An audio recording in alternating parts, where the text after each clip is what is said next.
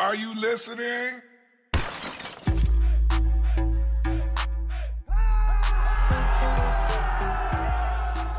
Welcome to The Roar, the reaction podcast for fans of the Detroit Lions. My name is Demetrius. I'm with my super producer, Mike Ward, as always. We all hope you always enjoy the podcast. You can find us now on Spotify, SoundCloud, YouTube, pretty much wherever you find your podcasts. Make sure to search The Roar Podcast, all three words, because there's a lot of pods out there that have Roar in the title or are called The Roar. So, The Roar Podcast. For feedback, you can hit us on Twitter. You can like us on our Facebook page. We got a number of ways to reach out. As always, we want to give you that reaction from a fan perspective, not what you're going to hear from the journalists or the broadcasters throughout, but that fan perspective right after the game. And I'm about an hour after the week 7 of the 2019 season. The Lions hosted the Minnesota Vikings, and the Vikings came in and, did the business and beat the Lions 42-30. I will jump right into the particulars. So what I wanted this segment to be, and the reason we decided to call it the particulars, was there's always this thing that I go through, and I think a lot of other people do, is you watch a game and you feel something, right? You someone asks you, hey, how did they play? You might just say, oh, they sucked, or they didn't do this or that. So I tend to do that. So what I wanted to do here is I want to go back and look at the actual statistics and just kind of compare. Does what I think I saw match statistics? And some of that is a lot of statistics can be deceiving, and I don't have a problem talking about that. I talk about QBR, right? I don't know if the quarterback rating is of value to me because it simply says your quarterback. I think it tells you when your quarterback played very, very well, or it tells you when your quarterback played very, very poorly. Most of the time, your quarterback has a good passer rating, something in the 88, 90 to 100 range, right? But what it doesn't mean, as we have seen now 6 weeks in a row, or 6 games in 7 weeks, is that Matthew Stafford, did he impact the win if they had won? And did he, in this case, was he the reason for the loss? So did he keep them in the game? And we can debate that in the Stafford segment. But what I wanted the particulars to be was I get kind of obsessed with certain stats and they don't always match what I feel like I just watched, right? So a lot of these I want to talk about, and the two that I always do, because I think they're the most important, are turnovers and penalties. Okay, turnovers are irrelevant today. There were really no turnovers. Stafford threw a garbage touchdown at the end when they were just trying to make something happen near the end of the game. I'm not worried about that. It wasn't impactful, right? They had 8 penalties for 67 yards. A couple of them were meaningful. I'll get to them later, but those two today were not the reason, right? Today they were not the thing. I talked last week at length about red zone efficiency. Monday night, I think they made 5 red zone trips, and they scored a debatable touchdown and 4 field goals.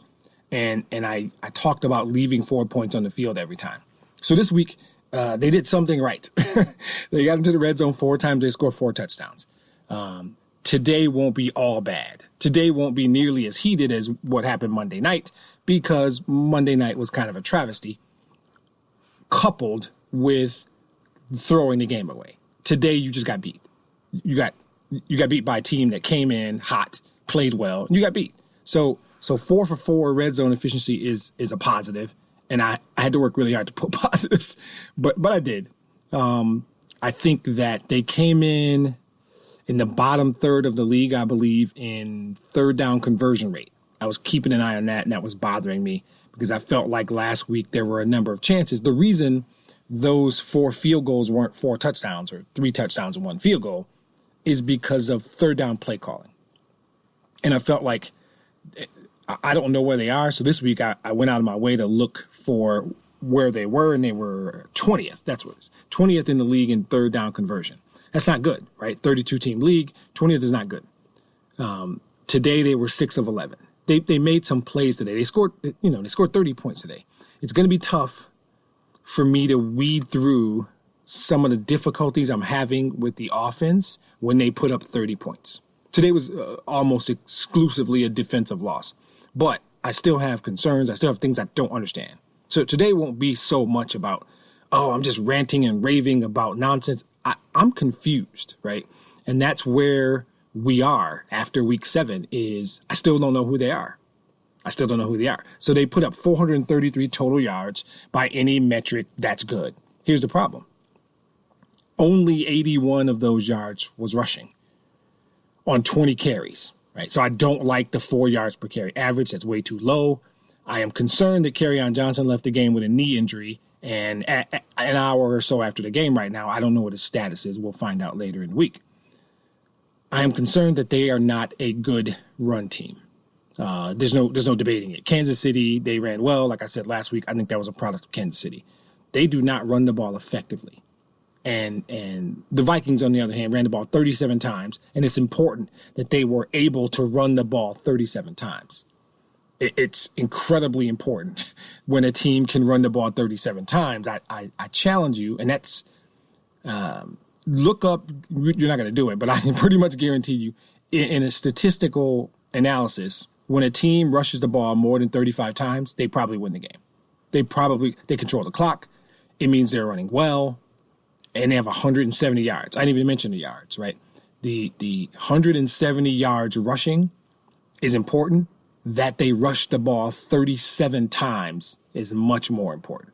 So they ran it down our throats today. They did whatever they wanted to do offensively today. Dalvin Cook, 25 carries, 142, 2 touchdowns. I knew it. I told multiple people this week, Dalvin Cook might have a career day because he always has a career day when he faces the Lions. So my particulars are that they ran the ball very well and Kirk Cousins was on fire. So that when they're that hot and they're playing that well, I have some other concerns. I'll get to them. But statistically, we ran the ball for 81 yards. They ran the ball for 170. That statistically, that from a particular standpoint is your ball game. That's your ball game, right? I always like to talk about injuries a little bit. Deshaun Hand didn't play again. Mike Daniels didn't play again. Snacks got hurt, came back. It was quad or hamstring, I don't remember. But we lost Slay again, and we lost Kerryon. So as things go, I am concerned about the injuries to the defensive line because that is probably the biggest problem on this football team right now. But if Kerryon is serious, changes everything we do, changes everything we are offensively. Now, saying that with Stafford throwing 4 touchdowns, all to Marvin, I don't know, right? Do we just become a wing it and sling it team? I don't know. Basically, I'm saying I don't think we have depth at running back. And so if Kerryon's down for an extended period, and I didn't get a lot of info, they just said knee. And I did notice he was out at first, and then I saw Ty Johnson getting a lot of carries, and I thought, where's Kerryon? And then they said he is not coming back, which is not good. It means they have some concerns, most likely. They want to get an MRI or get a better look at it once swelling goes down. So hopefully Kerryon is not serious. If he is, then the whole season, the whole podcast, everything changes up a little bit because, what the particulars tell me is that we are good, but we have weaknesses, right? We have areas of the game that we're not particularly good at, which can be exploited. And after 6 games, we have yet to play a complete game. We have yet to put together a complete game. Whereas the Vikings played a pretty good game today. I mean, I think Marvin played well. Receivers have those games. Keenan Allen did it to us earlier this year. That can happen. And I've said more than once, Marvin Jones Jr. is underrated. He's a very good wide receiver in this league. He makes catches. He doesn't drop balls. He makes catches. He makes big catches. He makes one-on-one. I'm covered. I'm still making this catch, right? And even the touchdown he dropped in the end zone, it was a circus catch. And I still think he should have made it, right? He had both hands on the ball. He brought it into his body, and when he landed, it dislodged. But strictly from a particular standpoint, Minnesota was dominant statistically. 503 total yards, 170 on the ground, They didn't turn the ball over, so they didn't help us at all. I talked last week, Monday night, about the Packers playing a C-plus game, and that was why it was so shameful that we lost that game. Because Monday night, even as I sit here 6 days later, I'm not sure we were not the better team on the field Monday night, right? And that's what made that suck. That's why my feeling after that game, that podcast was different than today will be. Today is relatively easy. As painful as it is relatively easy. There's no doubt who was the better team on the field today. There's just not. We had players who played well, I think Stafford, I'll get to it, played exceptionally well.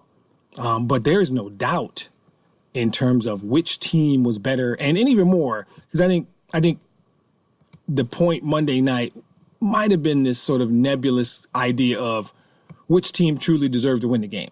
Right? I don't even know if I like saying that. I don't even like that statement. But after watching 60 minutes of that game, if the score wasn't there and I didn't know, I would say, wow, the team in blue is better, and I have to imagine they won. Now, some of that was the Packers didn't play well, which I think they corrected today by all accounts.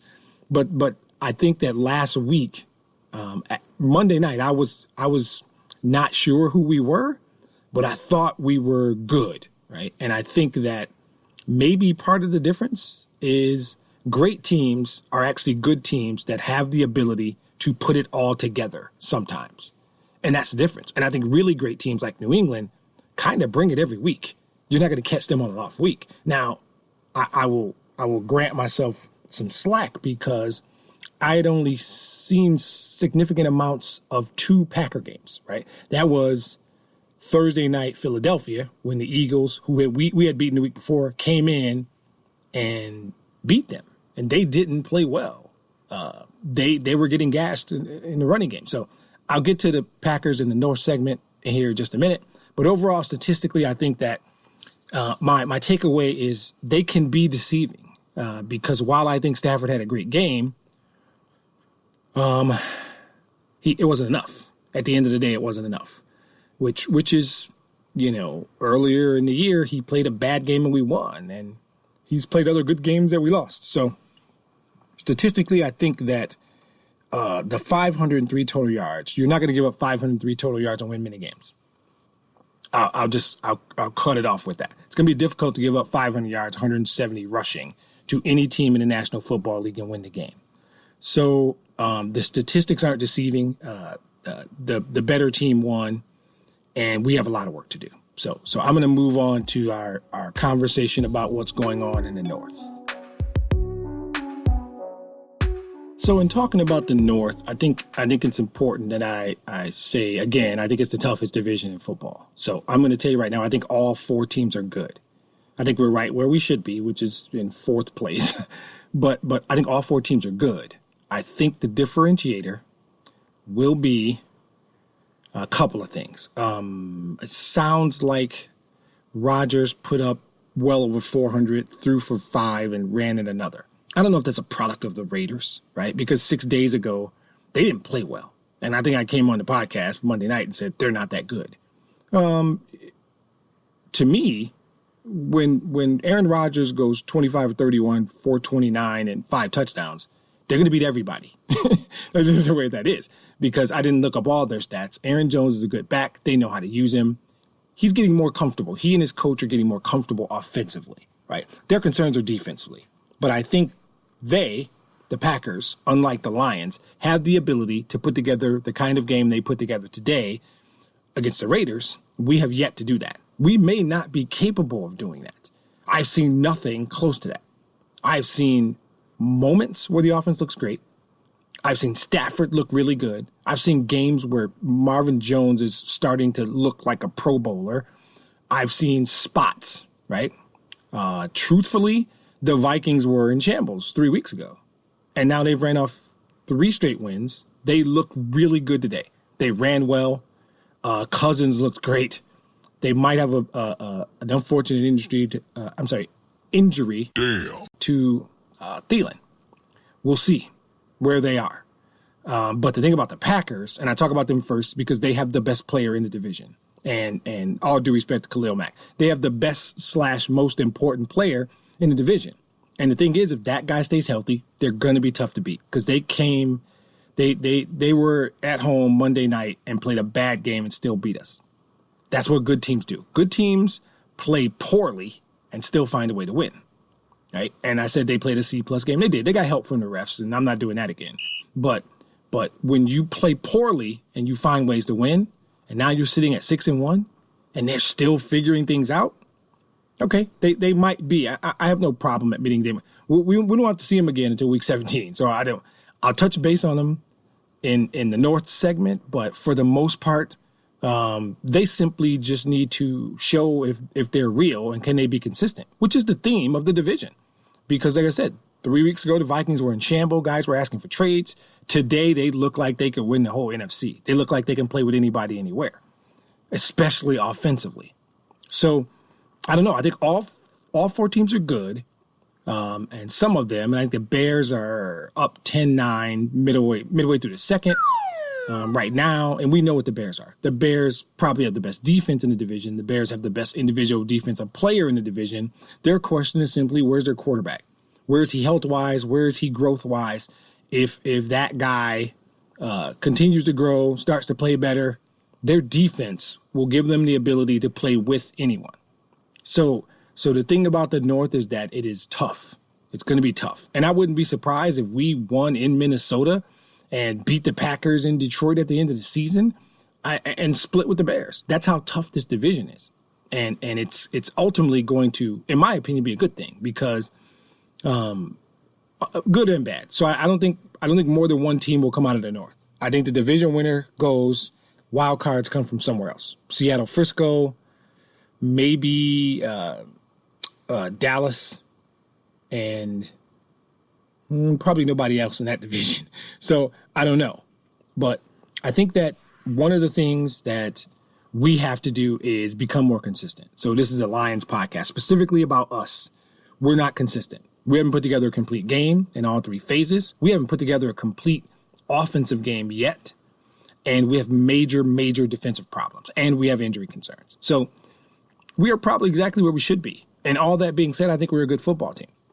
That's weird, but I think we're a good football team. But we're in a division with three other good teams, and they have the ability to bring their game up, and we have not demonstrated that. So, and I don't know if you blame that on coaching or players, and I'll get into all that as well. But for now, the Packers are 6-1. The Vikings are 5-2. So the Bears are holding a slim lead midway through the second quarter against the Saints right now. I think it's 10-9. We'll see where they shake out by the end of the night. They could be sitting at 4-2. And we'll see. We'll see. So that's it for the North. Now we talk about my favorite quarterback, number 9.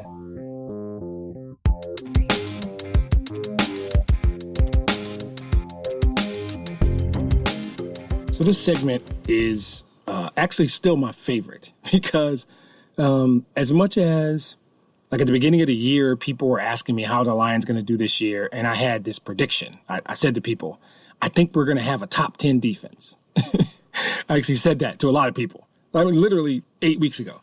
And I'm not sure I've ever been more wrong from a sports standpoint about any prediction. For some reason, I thought we had the makings of a very good defense. And then people would bring up Stafford. And I would say, look, he kind of is what he is. And a lot of people don't like him. I think he's pretty good. So now my opinion of him is higher than it was at the beginning of the year. I actually, this podcast, analyzing his performances, makes me wish I can meet one of these Stafford haters somewhere in a boxing ring and let's settle it old school. Because I'm sorry, you're just wrong. and I'm not going to get on here and do some passionate, you got to love Stafford thing. But I'm sorry, I look at his numbers today and he has not cost us a game. The 3 losses were not him. We can put one on the refs, kind of. The Chief one, I think it's philosophical. We didn't stomp them out when we had the chance. Let me say the same thing Monday night. And then I think today we got beat by a better team. And we have major issues on defense. But the numbers are 30 of 45, 364, 4 touchdowns, and 1 interception. A garbage pick, by the way. His rating is 111, if that matters to you. Doesn't really matter to me. His touchdown to interception ratio on the year is 13-3. And I said at the very first podcast, the preseason podcast that some of you may have never listened to because I'm not sure we posted it. I said, and I may end up being wrong with this, if Matthew Stafford has a 3-1 touchdown to interception ratio, this team's in the playoffs. And I might be wrong because he's playing well. He's playing very well at times. Today, I would say he played somewhere between well and very well. I believe I can think of immediately 3 bad throws, right? And I talk about Stafford the same way every week. Bad decisions or bad throws. What are they, right? I don't remember a bad decision. I think there was a sidearm throw that almost got picked. But even then, that's a horrible play call. I'm sorry. I did not like the play call at all. It was 4th and 1, and he rolled out to the opposite side of his body. And there was so much wrong with that play call, in my opinion, that he didn't have many options. And I don't know if there was a lane for him to throw overhand. So he falls in love with the sidearm a little bit, but that never bothers me. I know he bounced the one in the end zone, and he had a guy open, and that one's just, I don't know what happened. It's a bad throw, right? And I have no problem putting it on him. That was a bad throw. He's got to make that throw. That guy is open. That's a touchdown. You got to make that throw. I feel like maybe there was a penalty on that play anyway, so it may not have counted, but that's not the point of this. I think Matthew Stafford played well again today. I think in every game this season, he's played well except one, and the Lions won that game. So I just believe this whole idea that he's the problem is nonsense. I think the people who suggest he's the problem are nonsense or something more harsh, but I'm going to be nice. I blew a gasket Monday night. I'm not doing that. Mike is not using that whistle on me today. I'm making sure of that. So, but I know he missed Marvin once early, and the one, I think it was Jesse James in the end zone. That one is no excuse. You've got to make that throw. He knows it. He immediately went down, put his head in the dirt because he knew it was him. Now, that being said, his statistics aside, he was pressured today. He was really pressured today. He was stepping up in the pocket. He was avoiding sacks a lot. He still looks physically good to me, which I like. I don't see what I saw in, I want to say it was Kansas City. One of those games earlier this year, he didn't look right. Not the case today. I thought he did everything he could do to win this game. And I think that 42 points is 42 points. You blame a loss where the team gives up 42 points on Matt Stafford, then you're just a different kind of person. And I don't know what to tell you. But today's performance, as I say pretty consistently, not the reason they lost. Now, unlike other podcasts, if they had won, he would be in the segment called Here's a Guy. He absolutely would. He may deserve to be there anyway, but my feeling about him is just growing. I like our quarterback, and if you don't, fine, be that guy. You can't have a conversation with me about it because I look at his statistics every game. I'm looking at his statistics on the year. I've gone back and looked at his statistics over the last 6 or 7 years. I'm not engaging in that conversation. You got the wrong dude. If you want to be a Stafford hater, you go ahead. You can just be wrong, and I'm okay with it. But for me, I'm fine. I'm more than fine with our quarterback. I have said multiple times I want to apologize for it, and I think with every week, he is backing me up. He is backing me up. So I thought Stafford played well today. I thought he is having a solid season despite the record. And I think the offensive line has not played well throughout this year in terms of pass blocking. And we're not even going to talk about the running game right now. But I think with the pressure he had today, he had a couple of misses. Definitely wants that one end zone throw to Jesse James back. But all in all, I think he threw some really good balls today. He threw a nice strike to Galladay. He threw a couple of really good passes to Amendola. Even the touchdowns to Marvin, a couple of them were in spots that only Marvin can make the play. So I've talked about those arm talent throws many times. I'm not going to spend a ton more time on Stafford. The short version of this story goes, he played very well today and is absolutely not the reason they lost.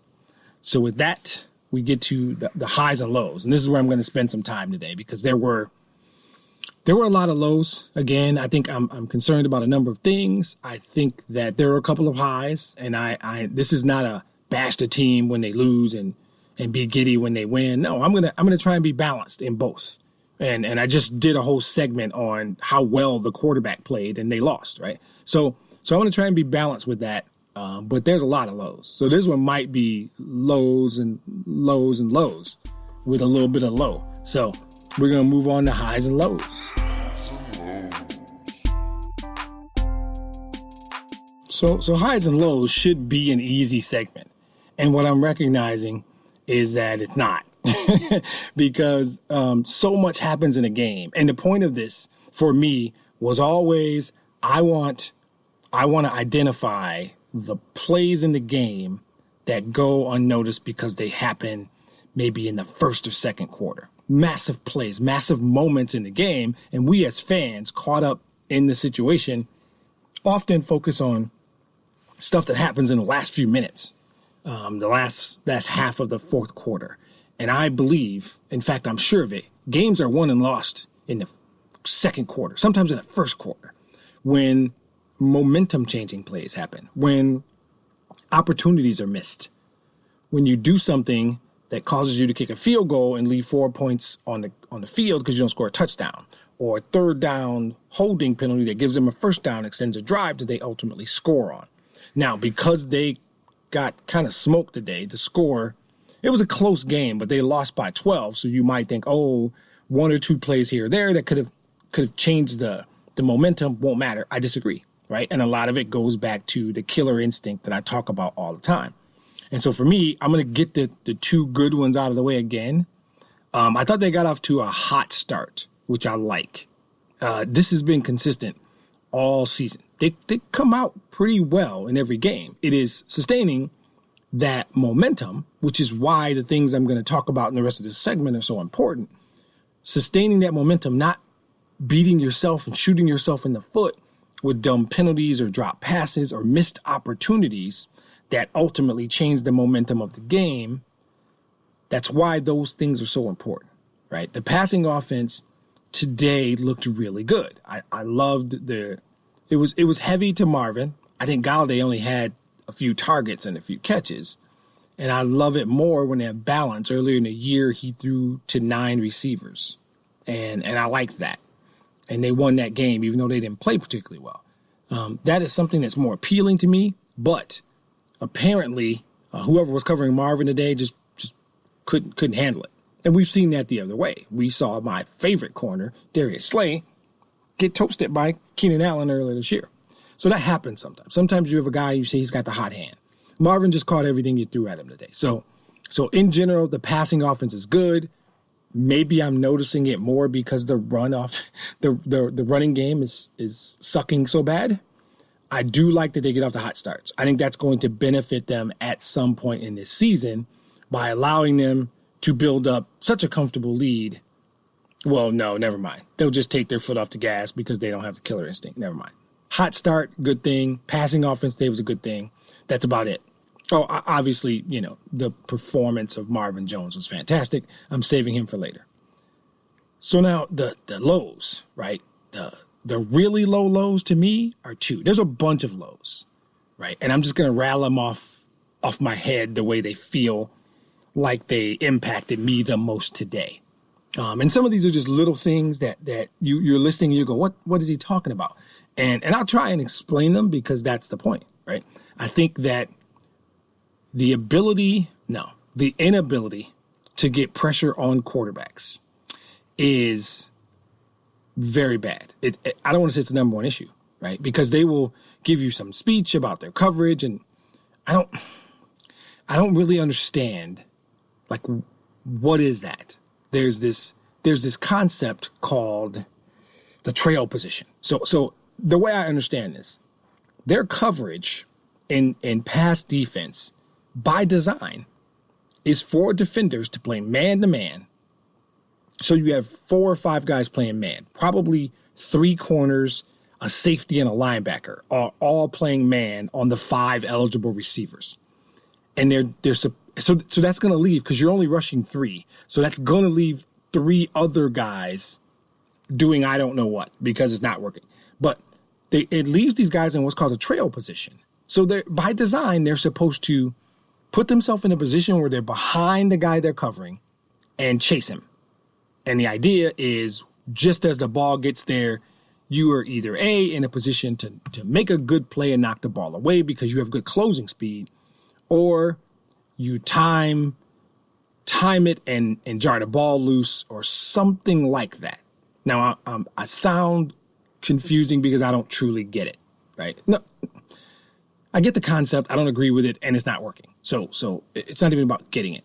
I feel confused about why we continue to do it because one of two things is happening. It is either just a really crappy scheme, right? And I know I use the word scheme and schematic a lot, and I would like to apologize, except I think the biggest problems we have on both sides of the ball are related to scheme, philosophy, like the way we play.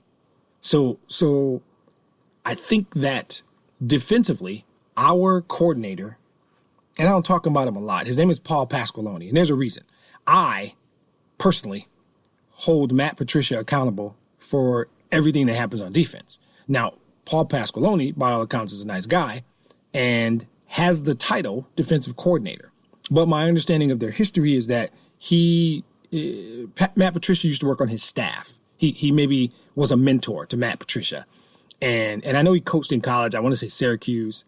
But to me, what that means, the most important fact there is I believe that philosophically, in terms of the system, the scheme, and I don't hate continuing to use the word scheme and schematic. I think it's important just to tell you why. That's where I think the problem is. But I think Pasqualoni and Patricia are in lockstep on the scheme, on how we are playing defense. And it doesn't matter who's calling the defensive plays, which I believe is Pasqualoni.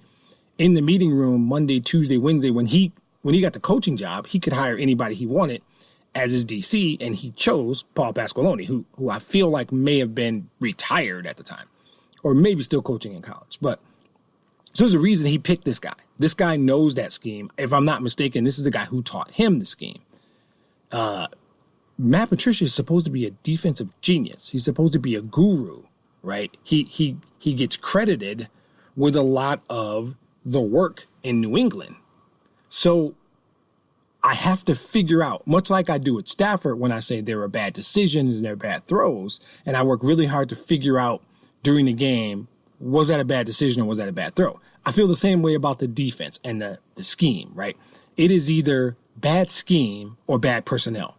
So like the players are bad, and bad's not the right word. The players are not good enough, which might be a worse way of saying it. It's either the scheme or it's the players, right? So I try and look at these situations and say in my mind, am I looking at a schematic issue or am I looking at a talent issue? That's how I say it, a talent issue, right? The Charger game, and yes, I almost said San Diego. The Charger game, I feel like it was talent. I feel like on that day, Keenan Allen outplayed Darius Slay. I'm okay with that. You know how I feel about Darius Slay. Today, I feel like it was scheme. I'm certain it was scheme. And how do I figure that out? I have a little bit of understanding of this man coverage, 3-man rush trail position concept, but I make that decision based on one thing. Guys are wide open. Guys are wide open. And the term wide open is just, there's no one within 3-4 yards. And I don't know that you can have that many busted coverages in a game. And I will tell you that I felt like it was easy for Kirk Cousins today. I felt like it was easy. No pressure. And I felt like it was easy all day. Now, here's a big part of that is simple. They ran the ball, and they do a lot of their pass plays off of run action, right? So they do a lot of play action stuff. Tricks the defense, and it looks like a run, and he doesn't hand the ball off, and then there's some guy running wide open. There was a play to Diggs where literally all 4 linebackers bid on the play fake. He rose to his left. Diggs is running wide open. He had 2 other guys he could have thrown to. So the scheme allows for guys to be wide open, and I don't understand how the scheme is supposed to work because I've said in past podcasts, it feels like it's willing to give up yards between the 20s and in theory, lock down in the red zone, force you to kick a field goal. That's, I think, the theory of this defense, whatever it is. But I hear too much about guys running in the trail position, and they're just too much. And when you don't defend the run well, and maybe there's a degree of that, this defensive line injury. Deshaun Hand's a good player. I don't know. Mike Daniels would help. Hurt when Snacks went out. I think that my feeling about the defensive line, which, I'll go into right now, is this. Some of it is scheme, and some of it is talent. Talent, for example, is Trey Flowers, who I don't care how much he signed for. It's not about money.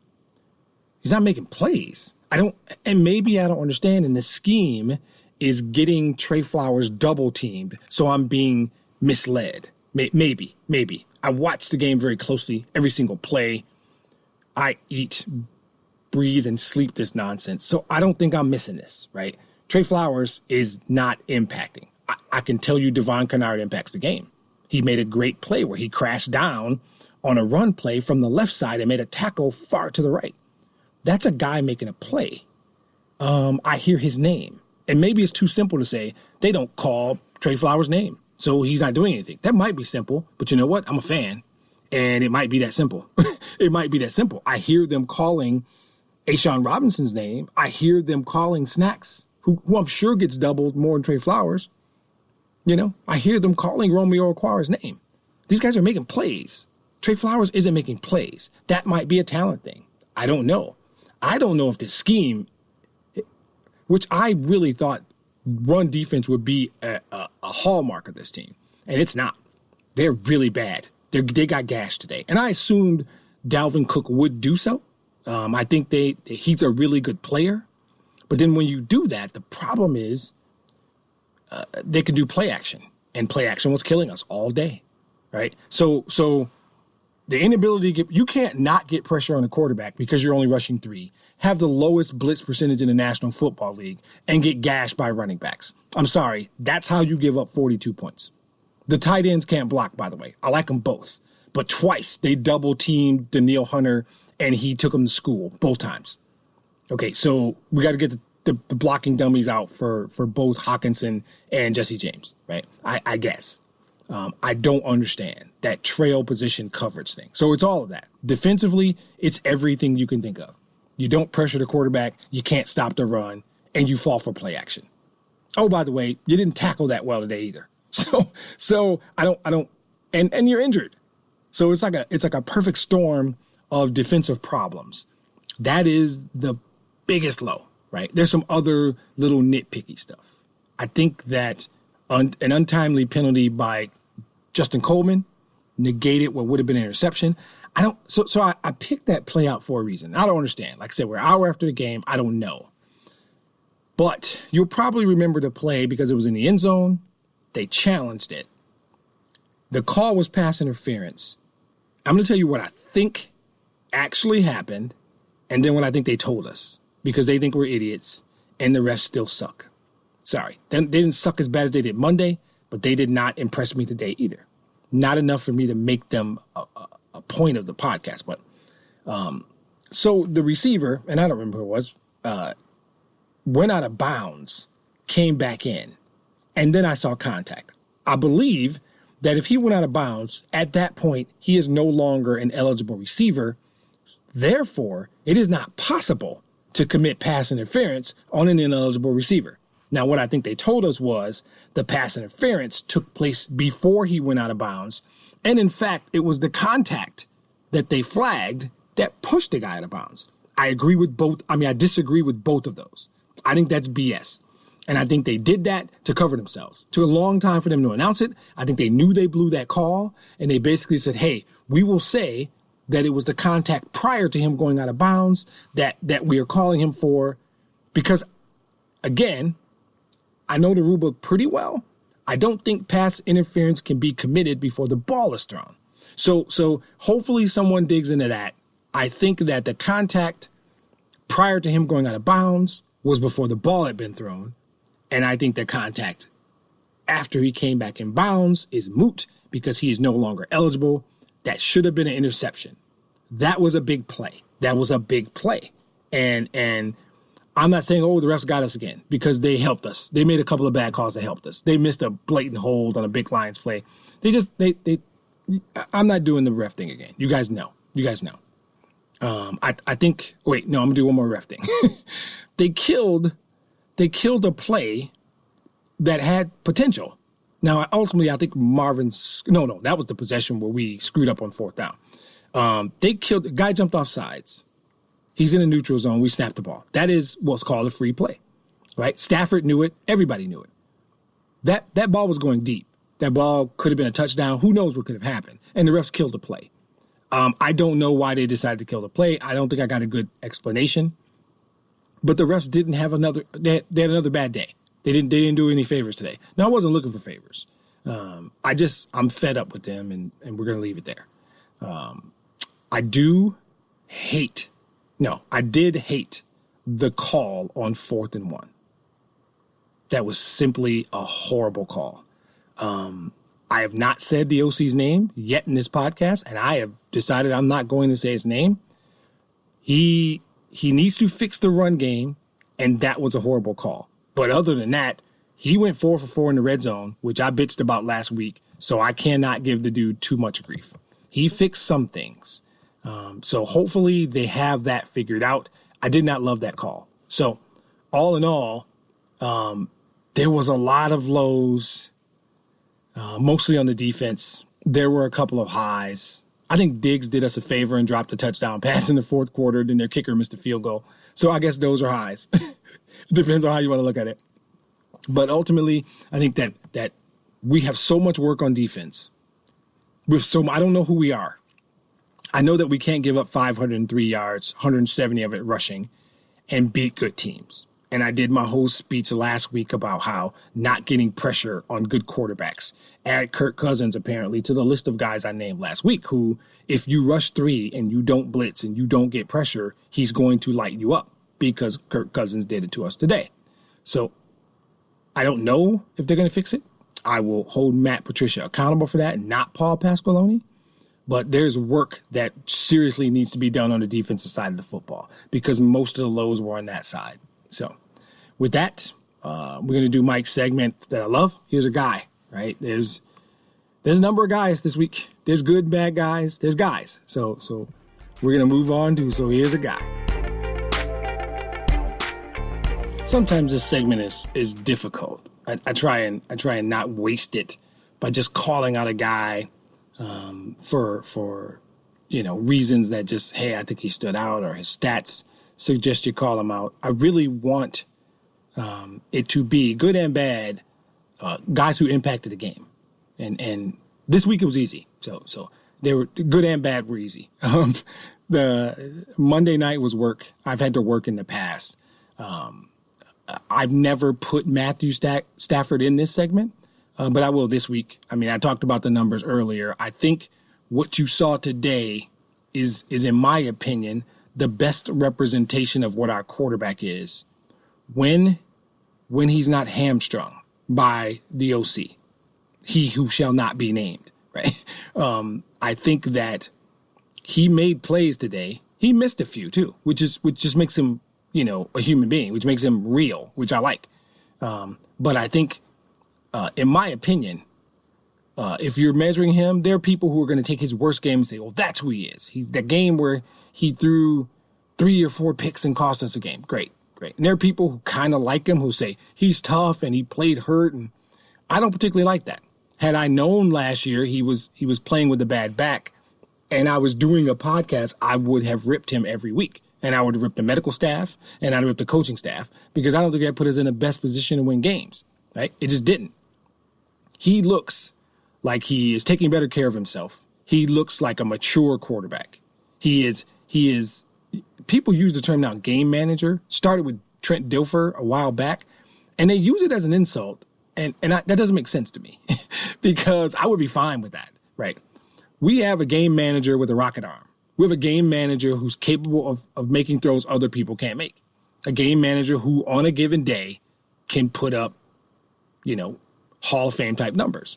And oh, by the way, for those of you who really hate him, take this one with you. Matthew Stafford's going to go to the Hall of Fame. Unless he gets hurt, if he does this for 5-6 more years, doesn't matter what the Lions do. His statistics are out of this world. You need to know that. So hate all you want. He is on track to be a Hall of Fame quarterback. And I don't really care if you don't like that, because it's fact.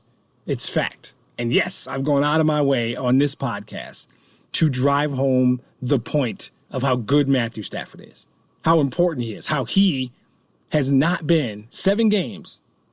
The 3 losses, he was not the reason we lost.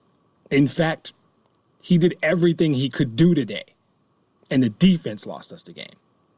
His turnover to interception ratio is ridiculous right now. He is smarter. He is in better shape. He's making better decisions, and he still has one of the 3 or 4 best arms in the National Football League. Sorry, that's it.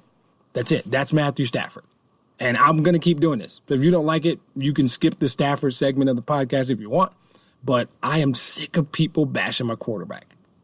Yes, because I'm a fan, and every week he backs me up. He makes it easier for me to get on here and rub his performance, rub his game, rub his career in the faces of those idiots who don't like him. Sorry. Yep, I think you're idiots. Because statistics and evidence in your face, anyone who can ignore a mountain of statistical evidence and it doesn't affect their opinion, you have an opinion, and despite what you see and what's being shown to you, you won't change your opinion. By every definition I can come up with, you're an idiot. So I'll move on. Marvin Jones Jr., obviously, right? This segment is him today. The guy had 4 touchdowns. I think he's done it before. They had some type of story about the last time he had 4 touchdowns, he didn't get player of the week because Calvin Johnson put up 300 receiving yards against the Cowboys on like 12 catches. I thought that was kind of funny. So right now, Marvin Jones Jr. is having a Pro Bowl season. Marvin's having a great season. Came back off a tough injury last year, and he just makes plays. I wouldn't call him flashy. I don't know what the word is. He just makes catches. He runs good routes. He's got top end speed. He can take the top off the defense. He's a really good receiver. He just is. And I like him. So he had a here's a guy thing. So here's the guys who weren't a guy today. It's Jesse James, number 1. And it's tough. I'm calling out a backup tight end, right? Yeah, I'm calling out the backup tight end. He, in my opinion, had 3 or 4 enough plays that I noticed him. To me, so Jesse James belongs in this segment called So Here's a Guy because he's the backup tight end, and I noticed his play today, and it wasn't for good reasons. That's it, right? I shouldn't be calling out Jesse James. I just shouldn't. He shouldn't do enough bad in a game that I should have to mention him, that I feel compelled to mention him. But it did. He and Hawkinson double teamed twice and just got beat, like manhandle beat. It wasn't a swim move or some kind of fancy move. This guy just ran through both of them like they were nothing, right? I felt like he might have had a drop or a bad route or something that bothered me. But I should not notice the backup tight end. And the reason he's on this list is because I noticed his play today. And I don't think he had a good day. And, you know, a lot of guys don't have a good day. It's not the end of the world. You know, he'll probably come back next week and play very well. But this segment is about this game today. And I think his play, his poor play, 3 or 4 plays off the top of my head impacted the game. And that's how you become a guy, a bad guy. So Justin Coleman, same thing. He is, I've called him out on the plus side a couple of times this year. I did not like his play today. I did not think he played well today. I thought he got beat a number of times. And again, scheme or talent, I don't know. Don't love the scheme. I think the scheme either doesn't fit the talent we have or we're not as talented. And I need to have a Bob Quinn segment of the podcast. That's our GM for those of you who don't know. I haven't felt like mentioning Bob Quinn a lot because I personally, from the standpoint of a fan who has been watching this team for 40 years, feel like we have talent. I feel like Coleman's a good signing, a good player. I think he had a bad day today. I don't know that this scheme puts these players in the best position to succeed. And what I'm talking about is rushing 3 makes your corners work hard. If you only rush 3, and last week I made jokes about Aaron Rodgers baking cookies in the pocket, it was barely a joke, right? It was a slight exaggeration, but only slight.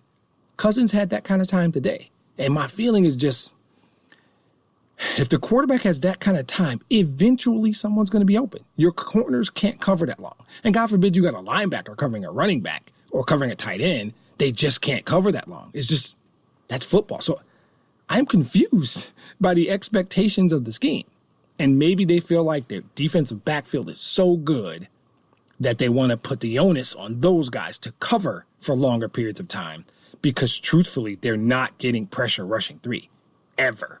When they got pressure on Cousins, they sent someone. Jared Davis got in there once, just like last week against Rodgers. When they create pressure, it is blitz. It's the only time I see it. And I don't know if that's a reflection because I think Devon Kennard's a good player. I think Romeo Okwara is good. I know for a fact Trey Flowers is a good player. I bashed him earlier, and I expect more from him. I demand more from him. I know he's a good player. I'm not sitting here on this podcast saying Trey Flowers is a bum. He's not. He's the opposite of a bum. He's an incredibly talented player. I'm not sure the scheme is putting Trey Flowers in a position to contribute to his fullest capacity. And that's what frightens me. I love the linebackers. I talk about the linebackers all the time. That group I like. Christian Jones is a solid player. I love Jared Davis. I love the rookie. Jelani Tavai is playing very well. I love the secondary. Darius Slay, are you serious? I think he's one of the best 3 or 4 corners in football. Diggs has been hurt, but I think he played today. I think Coleman's had a good season. Bad game today, but he had a good season. I think it's probably the scheme. I'm feeling more and more with each game like this scheme doesn't effectively utilize the talent. So I put that on coaching. But Justin Coleman did not have a good day today. So I think that for them overall to figure out a way to get pressure will help guys like Justin Coleman, who I had to call out today. The other one, which is it's bad for the team, but he's a Spartan and I couldn't resist. Kirk Cousins was pretty good today. And there's questions, and people like to throw his money number around, 84 million guaranteed. People love throwing his money around. And I'm not looking in his pocket. He has effectively used the franchise tag and he has played this game better than anybody since Darrelle Revis. Kirk Cousins has played the NFL salary cap game extremely well over the last 5 or 6 years to the tune of probably $200 million. And good for you, Kirk Cousins. Go green. He played very well today. And I don't know what he is. He could come out next week and throw 4 picks. I know that he got called out by some of his teammates and the media 3 weeks ago. And since then, he probably has played better than any quarterback in football. I haven't seen everything Russell Wilson has done. And I know that, Mahomes is Mahomes and Rodgers has played well. Rodgers didn't play. Yeah, he played well Monday night. But Kirk Cousins has probably played the best football at the quarterback position for the last 3 weeks. Well, Tom Brady, of course, but I don't know who he is. I know what he was today, and that was really good. And I know that he is a significant reason we lost the game. He made great throws. He made great decisions. He moved well in the pocket. He utilized their scheme. Their scheme gave him an opportunity to help his team win. Our scheme gave Matthew Stafford an opportunity to play well and put up really good numbers. Our defensive scheme did not give us a chance to win. And that's kind of what that is. Even though I'm talking about specific guys, a lot of these conversations are about what the scheme did. Today, the scheme was Marvin heavy because of who you're playing, the system they play, maybe their corners. And that's what it is, the week by week. Literally next week, Kenny Golladay could have 10 catches. Hockenson could have 10 catches. It is a week-to-week thing with them. That's how it's going to be. We got that balance, one of those games early that I love, 9 receivers caught passes. That's going to be an exception, not the rule, right? I think for me, I like Marvin a lot. I'm a Marvin guy. I think that you now give the Giants something to think about on Wednesday, right? When they're in their meeting room on Wednesday, they've got to spend extra time on Marvin Jones. And I talked about this earlier, that kind of balance, you pick your poison kind of situation. So I think that what Kirk Cousins did today is reflective of what he can be at times. He has not put together a consistent resume of these types of performances to say this is who he is. Now, Matt Stafford, I disagree with that. I think Matt Stafford has enough of these performances that I know who he is. And I like talking about him. I like poking fun at those who hate him, calling them names. I love it. And I'm going to keep doing it. But, he's backing me up. So Cousins played well today. Wasn't good for us. He's a guy because a guy can't play that well and not call him out, right? Dalvin Cook deserves to be on the list too. He just did his job. He's a really good running back, and he owns us. And that's why I don't want to talk about him. He owns us. It's tough. It's tough. Let's move on to Mike's segment now, his questions. And I don't want to hear any #1Pride BS or any subtle jokes about tough loss or thank God you can't say undefeated anymore. But I want the questions and show a little compassion, man. Don't be giving me #1Pride this week.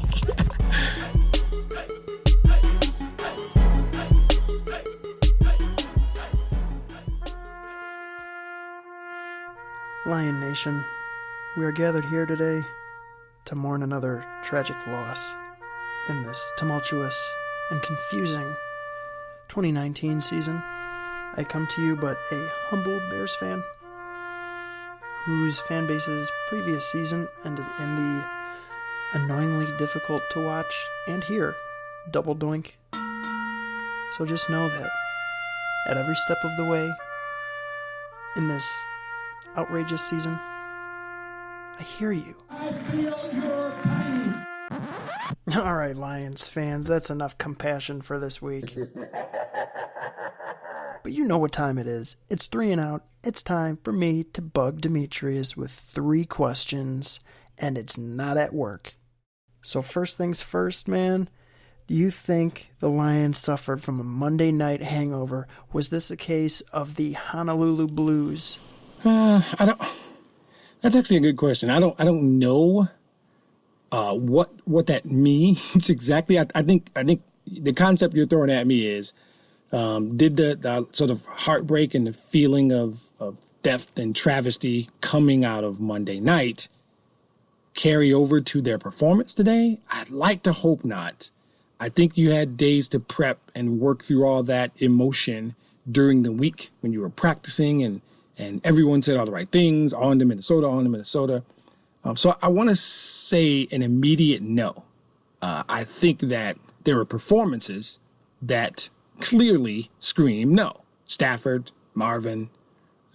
So I think that the improvement in the offensive play calling would suggest certainly some guys on the team did not suffer from a hangover. I think that maybe the offensive coordinator didn't suffer from a hangover because of red zone efficiency. I railed on him last week about red zone efficiency. I thought that was nonsense, and I think they did a much better job. They were 4 for 4 in red zone today, so it's easy to see that some people in the building, maybe others were. I doubt it, though. I mean, my feeling is there are tangible reasons they lost the game. It's not some sort of nebulous, not focused, not concentrating, still upset about. No, Minnesota just ran them down your throats. For the most part, it's all on the defense side of the ball, right? They had injuries. They didn't tackle well. That scheme sucks. And they might just not be as talented. Although I'm struggling with that one. I don't want to sit here and say they're not talented because as I go down the list of players on the defense side of the ball, I'll have a short conversation about injury, except I don't buy it when people throw it at me for the other teams. So I'm not willing to get on this podcast and talk about, we're missing Diggs and Daniels. And no, Deshaun Hand, I'm not doing that. So, but even healthy guys, you go down that list, there's talent on the defense side of the ball. I really feel like this is scheme. I don't like the scheme. I don't like either scheme, right? Offense was so much better today. It's deceptively tough, right? Except they couldn't run the ball. And then you always have the caveat, but Carry-On went out. So I don't know if the run game struggled because the scheme just sucks. I believe the run scheme sucks. I do. I think that Carry-On helps. I think last week I said he was making chicken salad out of chicken crap, and he was. So as bad as I thought it was, whatever it was mostly Carry-On Johnson. And now he's hurt. So now my fear is, okay. So I think that both schemes still bother/confuse me. Defense today was just atrocious. My new favorite word. I hadn't gotten it in yet, but there it is. Like I said, there were injuries that certainly contributed. I think horrible tackling. There were exhibitions of horrible tackling today, or attempts at tackling. I do not love the scheme, the whole guys cover in this trail position and rush three and put no pressure on the quarterback. I don't like about the defense scheme. It's odd that I have railed on the OC for so long, when in reality, I think we're in the bottom 5 defensively. So I don't think there was a hangover. My best answer to you is that no, we just sucked on defense and we got beat by a better team. At the end of the day, that's what it boils down to. No, nothing about a hangover. Yeah, and we also saw a bunch of players go down due to, what did you call it in the North segment? I think it was injury. Boo! You suck! Thank you. I'll be here all night. But which injury most concerns you coming out of this game? Yeah, like I was just saying, it actually would be easy to say carry on. That's obvious, almost too obvious. But there is an accumulation along the defensive line that is subtly having a bigger effect, right? I assume Snacks will be fine because he came back into the game. But already not having Daniels, already not having Deshaun Hand, the defensive line is deep and talented, but nobody's line is that deep. You can't lose 3 guys, and because it's not so much the guys that are playing now are not good, because they actually are. They're very good. But it is the ability to rotate and keep guys fresh is where it happens. And all that being said, I'm talking about how talented they are. And they're getting killed. They're getting gashed against the run. They're not good against the run. I honestly, again, think it's scheme. But I think that for me, it is defensive line. The injuries along the defensive line are not good. They have to get those guys better. Carry on is simple. Right? If he's out for an extended period, we're going to struggle. I just don't know how bad it is. So hopefully he's back. That you have to mention carry on. But the scheme on defense is not good enough to handle 4 or 5 defenders out. It's already sucking, for lack of a better term. And then if you're going to take out 4 or 5 guys, that's going to make it really, really difficult. So, yeah, absolutely. So break down like how the Bears are starting to break my heart. Break down this week's loss versus last week. The difference is simple. Last week we lost. This week we got beat. This week we got punched in the mouth. Simple. The Vikings play well. I said that the Packers played a C+ game last week. The Vikings played something close to an A- game. Pass defense you could criticize, maybe. They're on fire right now. Offensively, they are playing as well as any team in football. So I think that last week or Monday night, we lost the game. Today we got our asses handed to us, quite frankly, and I don't want you to whistle that out, Mike. That's what happened to us today. We took one. We took one right to the face. They did whatever they wanted. Dalvin Cook kind of toyed with us, and they did whatever they wanted. So with them playing well, our run defense being as bad as it is, we fell for a lot of play action, and it was not the better team one day. That's it. Much shorter answer. I'm not sure the better team on that day, because the Packers played well today, and they might be better than us if we played them today. Monday night, I'm not sure the best team won for a number of reasons, which I'm not going to do that again. I'm not sure the best team won Monday night. There is no doubt the best team won today. There is no doubt. The better team now, and maybe the better team in general. And I think that they had some early troubles this season, and people started to sleep on them.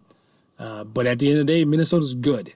And I think when they can run the ball and they can go play action, assuming Thielen is okay. If Thielen's injury isn't huge, they're going to be they're tough out. They are. Assuming Cousins continues to play well, right? So there's all these assumptions. And again, it goes back to my theory about the North. All 4 teams are actually good, right? Minnesota, on a day like today, has potential to be very good. Green Bay today, apparently, very good. The Bears, I will check right now. Where are we? Who the hell cares? 19-10, Mike. Third quarter. Oh, boy. Okay. I don't know what the Bears are. I don't know why, because I've been recording a podcast and not watching, and I think Mike has been paying much closer attention, and on Bears week, we're going to do a different kind of podcast. Mike's going to be much more interactive. It's going to be a kind of a back and forth sort of thing. So I think that it's a great joke about back and forth sort of thing. Maybe another time. I think that for now, the North is a tough division. 4 good teams. Some of them have the potential to be great at times. The Bears have a next-level defense that can win a game by itself. The Packers have the quarterback. The Vikings have probably the best total offense of all the teams. And I don't know what we have. I don't know. That's the reason we are last. I don't know that we have played to our capability in any phase of the game consistently at all. I think we got the first game, we played 2.5 really good quarters. And then, took our foot off the gas. So I think that today we got beat up. We didn't just get beat. We got beat up today. Not just the injuries. I mean, they kind of dictated the game. Monday night, I'm not sure we didn't deserve to win the game if you buy that concept. Today we did not, without question. So that's a big difference. So next Sunday, we got the New York Giants coming in. They lost today. They got back Saquon Barkley, though. I think they're 2-5 right now. They got Saquon Barkley back. I guess he played okay. He scored a touchdown. I don't have his numbers in front of me. They didn't give up a lot, but they were playing Arizona. So I did catch a glance that they gave up like 240, 245 in total yards, which could be a product of Arizona. But Arizona won the game. So ironically, they've won 3 straight and have a better record than we do. But the Giants are coming in. I don't ever really like to do the sort of, this should be an automatic win, right? This should be that get right game. But this should be a get right game. And this is the game where what I've been begging for, what I've been asking for, I need 3 phases of the game. We need to win all 3 phases. I mean, all this assumes health. All this is if Slade comes back, if certain guys play, if Snacks doesn't have some kind of issue and he can still play. But everybody's dealing with injuries, so that doesn't matter. I think for me, I need to see them play a complete game. I would love it if Kerryon was back and rushed for 100 yards in this game. It's at home. Everybody's down. We've lost 3 straight. This is the get-right game. You have some tougher games coming up. This on the schedule at the beginning of the year, 3 weeks ago when we were 2-0-1, and even as we sit here today, this has got to be a get-right game. The game where you get the, like Green Bay had a get-right game today with Oakland. Oakland came in. Green Bay is a better team. They played well. They put up good numbers. They feel good. They got right. Things are right now. Things are good, right? Because they didn't feel good about Monday night. I don't care what they say. I think the fans, they're fans who even the ones I know who send memes and pretend that they were good with that, deep down, they feel great about that game, right? They got right today. I bet they feel good about today. So Sunday better be a get right. It needs to be a get right. So I hope they play well. I hope I don't care about stats. I need a nice solid win. I want to be comfortable in the fourth quarter. I don't want to be worried in the fourth quarter. So that's what a get right game is. A get right game is where I am not worried about it at all in the fourth quarter. I am not concerned. So hopefully that's the case. Hopefully they come out with that. They fix some things, particularly on defense, because Saquon Barkley is not a joke. I have him in my fantasy football league. Nice dilemma I have there. So if the Lions figure out some run stuff, control him, you win the game. Daniel Jones, their rookie quarterback, has been playing well, but he's still a rookie, and we still have talent on that defense. We need to figure out the scheme, though. So that's next. And I want to thank everybody for listening this week. Tough loss. Maybe wasn't as exciting as last week, but we're going to have these. I knew it when we decided to do this, that, this is not a good loss. It wasn't fun, but I can look at it and I know why we lost. And now, an hour and a half later, I actually feel better because I was able to walk through it and look at the numbers and understand and figure it out. We have some serious concerns on defense. We have some injury concerns, and I do not feel like we're out of it. We're 2-3-1. That's fine. That's fine. We can get right and figure out some stuff and get healthy. We figured out the offensive some of the scheme issues on offense today and got in the end zone 4 times, I think we can figure out the run defense. I think we can figure out how to get pressure on the quarterback. Hopefully we can get healthy and get there. So thanks everybody for listening. Hope you enjoyed it. And thank my producer, Mike Ward. As always, look for the podcast on Spotify, SoundCloud, wherever you get your podcasts. Hit us up on Twitter. Give us a rating. Give us a review. Let people know you like it. Word of mouth, carrier pigeon. I don't care. Any way you could do it, we appreciate it. And as always, for our musical contributions, I want to thank Verified Picasso and Otis McDonald, Wayne Jones, Density and Time, The Grand Affair, Young Logos, spelled Y-U-N-G, Diamond Ortiz, and MK2. Have a good week, everybody. Talk to you next week.